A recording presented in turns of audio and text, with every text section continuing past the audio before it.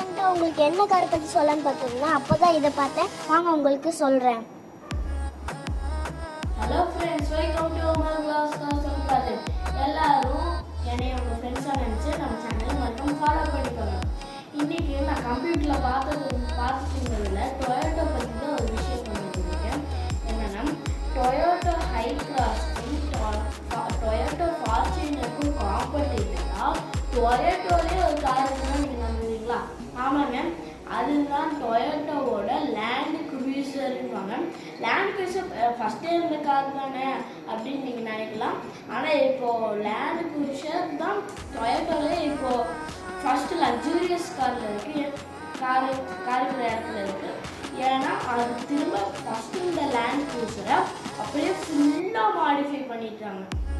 அது அந்த மாடிஃபை பண்ண வீடியோவும் அதோட ஃபோட்டோவும் வேணும்னா மறக்காமல் நம்ம சேனலில் எஸ்ன்னு அனுப்பிச்சுடுங்க.